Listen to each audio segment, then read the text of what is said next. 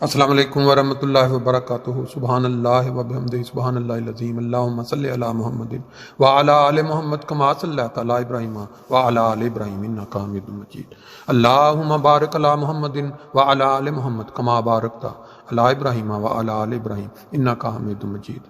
دوستو، ہمارے بہت ہی پیارے بزرگ فرشتہ صفت انسان مکرم و محترم نسیم مہدی صاحب اطلاعات کے مطابق شدید علیل ہیں، دوبارہ ہاسپٹل میں داخل ہیں۔ دنیا بھر کے احمدی کیا بلکہ کینیڈا، امریکہ کے بڑے بڑے سیاستدان اور حکومتی عہدیداران ان کی سحر انگیز شخصیت، مذہبی اور دنیاوی علم و معرفت کے معترف ہیں، مگر ہر انسان پر عروج کے بعد ایک دن بڑھاپا یا بیماری غالب آ جاتی ہے۔ مگر آج سوشل میڈیا کی مرہون منت ہم اپنے بزرگوں کی علمی تقاریر، نیک نمونہ، خلافت سے اطاعت بار بار دیکھ یا سن کر فیض یاب ہو سکتے ہیں، جیسا کہ آپ ابھی چند جھلکیاں ملاحظہ فرمائیں گے۔ ہر ملک میں علیل بزرگان یا جماعتی خدمت گزاروں کے ساتھ ساتھ مہدی صاحب کی جلد صحت کاملہ و عاجلہ کے لیے دعا کی درخواست ہے۔ یہ دعا نہ صرف آپ کے لیے ہوگی بلکہ ہم سب کے لیے بھی ہوگی۔ جو شخص دوسروں کو دعاؤں میں یاد رکھتا ہے وہ دعائیں اس کے لیے اور اس کی فیملی کے لیے بھی آٹومیٹک لگتی ہیں۔ مہدی صاحب کے ساتھ جس شخص کو جب بھی کوئی ملاقات ہوئی وہ ان تصاویر کو دیکھ کر یا ان ویڈیوز اجلاس کی پہلی تقریر مکرم مولانا نسیم مہدی صاحب مبلغ انچارج امریکہ کی ہے۔ آپ کی تقریر کا موضوع ہے ثمرات شہادت۔ ہر شہادت تیرے دیکھتے دیکھتے پھول پھل جائے گی۔ لا شریک لہ واشہد ان محمدا عبدہ ورسولہ۔ السلام علیکم ورحمۃ اللہ وبرکاتہ۔ خاکسار ناچیز کو ارشاد ہوا ہے کہ ثمرات شہادت کے موضوع پر آپ کی خدمت میں اپنی گزارشات پیش کرے۔ وما توفیقی الا باللہ العلی العظیم۔ جو چھتے سے نہ نکالا گیا ہو، خدا تعالیٰ کی راہ میں جان دینا بھی شہادت کہلاتا ہے، اور جان دینے والے کو شہید کہتے ہیں، جس کی جمع شہداء ہے۔ کے معنی گواہ کے ہیں، تو شہید کو شہید ہم کیوں کہتے ہیں؟ نمبر ایک، ایسے شخص کے حق میں فرشتے جنت کی گواہی دیتے ہیں۔ نمبر دو، جس نے خدا کی خاطر حق کی گواہی دیتے ہوئے جان دے دی۔ نمبر تین، جو کلمہ شہادت پڑھا تھا اپنے عمل سے اس کی تصدیق کر دی۔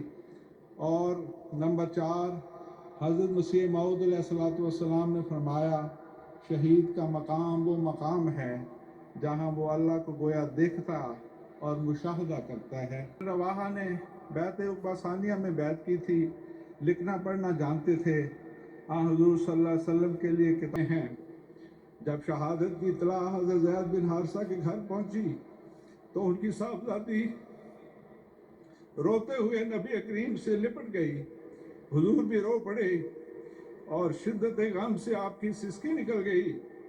اس پر حضرت صاحب بن عبادہ نے عرض کیا یا رسول اللہ یہ کیا ماجرا ہے؟ فرمایا ایک حبیب کا اپنے محبوب سے اظہار محبت۔ حضور صلی اللہ علیہ وسلم شہادت کی خبر آنے پر حضرت جعفر طیار کے ہاں تشریف لے گئے۔ حضرت جعفر کی بیوہ اسما کا بیان ہے کہ گھر کا کام کاج ختم کر کے بچوں کو نہلا دھلا کر فارغ ہوئی تھی کہ حضور تشریف لے آئے۔ فرمایا جعفر کے بچوں کو میرے پاس لاؤ۔ آپ نے انہیں گلے لگایا، پیار کیا، پھر آپ کی آنسو سے آنسو امڑ آئے۔ اسما کہتی ہیں میں نے عرض کیا یا رسول اللہ میرے ماں باپ پر فدا ہوں، آپ کیوں روتے ہیں؟ کیا جعفر کی کوئی خبر آئی ہے؟ فرمایا ہاں جعفر شہید ہو گئے۔ میں چیخیں مار کر رونے لگی۔ حضور یہ دیکھ کر تشریف لے گئے۔ پھر دوبارہ جب میری حالت سنبھلی تو تعزیت کے لیے تشریف لائے۔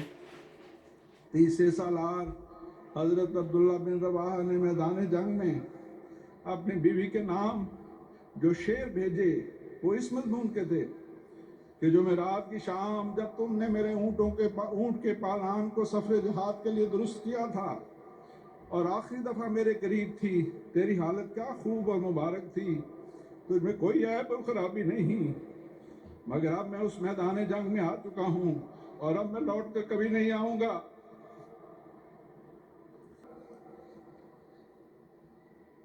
جسے آپ نے یتیمی کی حالت میں لے کر پالا تھا وہ رو پڑے تو آپ نے فرمایا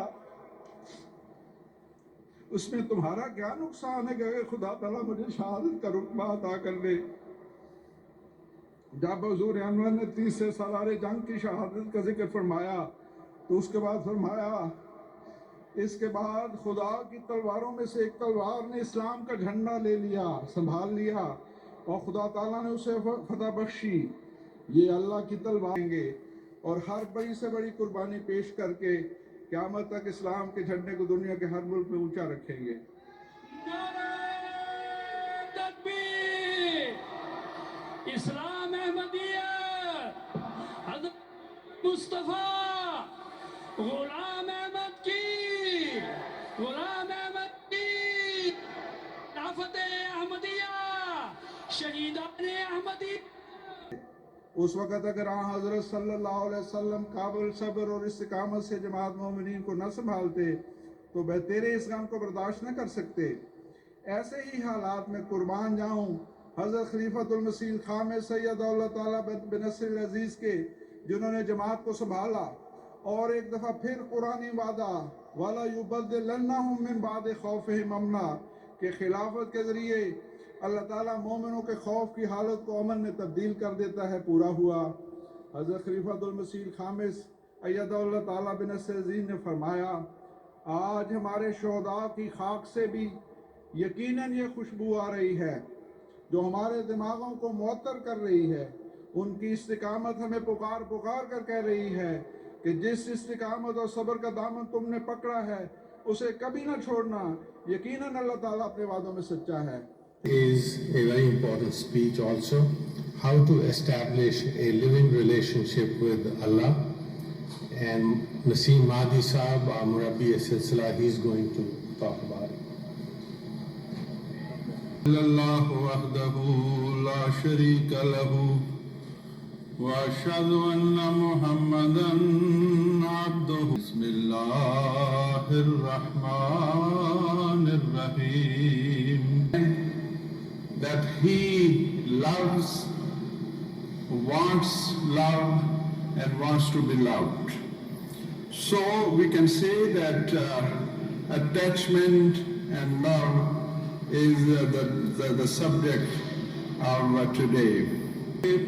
Is in the verse which I recited in the very beginning is Alhamdulillah Rabbil Alameen. Guest, and I have to switch back to English because now is the time to communicate for those who speak English. So I'm very honored and privileged that in the studio today we have two guests. I will call them guests, but they will correct me if they want to. I have Mukarram Muhtaram Maulana Naseem Mahdi Sb, our ex-missionary in charge and Amir Canada, and now currently he's serving in the United States of America as a missionary in charge and a Naib Amir. And I also have along with him his colleague and a dear mentor and friend Maulana Mublagh Sahib, who was ex-principal Jamia Ahmadiyya Canada, and currently he is a Naib Amir and a missionary in charge of Canada. I welcome you both in the studio, and I'm so delighted that you guys are here. May 1985.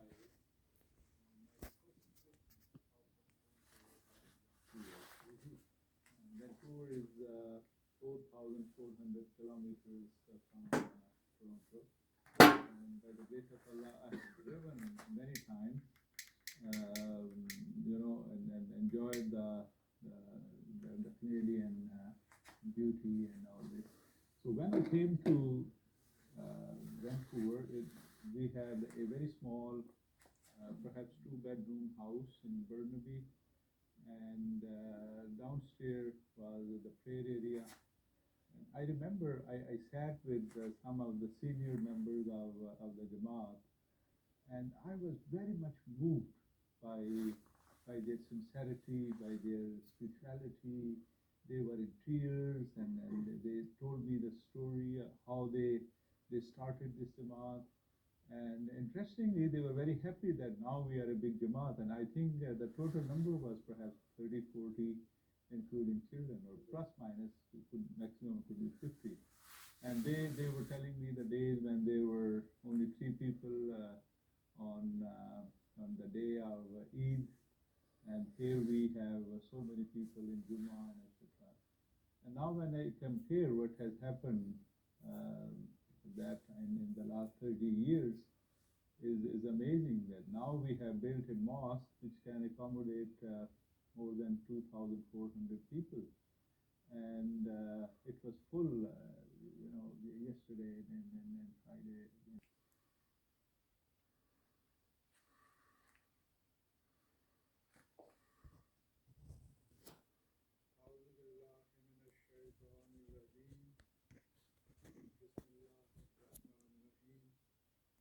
Belongs to God only, the Lord of all the worlds.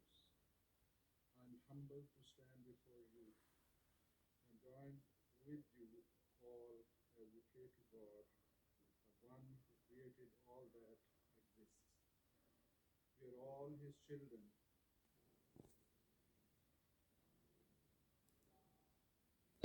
Fort Hood, failed Christmas Day bombing, and now a bomb plot to kill Americans right in the heart of New York City, all in the name of Islam. Naseem Mahdi is the national vice president of one of the oldest Muslim communities in the U.S., and he's now demanding that Muslims stop using violence in the name of religion. Good morning to you, Mr. Mahdi. Good morning. Well, you decided yesterday that it was time for somebody to stand up and take the lead, and you decided to be that person. Why? Because it was long overdue and people were not speaking out, and I thought that if the vast majority of the moderate Muslims keep silence, this is going to hurt them, and this is going to hurt this great country. So somebody has to get out and say what real Islam is, and Islam does not condone any kind of violence or terrorism. Now, are you concerned for your own welfare, being that some extremists, Muslim extremists, are out to kill comedians like those who write for South Park? Why wouldn't they want to come after you, who head up an organization that condemns them? So I'm a believer in God, and if they do it, I consider myself that I have given my life for a good cause. Mm-hmm. Mr. Mahdi, a lot of people have been encouraging groups like yours, communities like yours, to do exactly what you did yesterday, to stand up and say that the majority of Muslims are not violent. Why are other groups like CARE, why are they not doing what you did? I think you should ask them, but I can just make a guess that perhaps they are not brave enough and they don't want to say a word which might offend these terrorists. Offend the terrorists? Yes. They don't want to do anything which might displease them. But somebody has to get out, and somebody has to say enough is enough, and we cannot tolerate this nonsense. We cannot give these people the agenda of Islam and Muslims.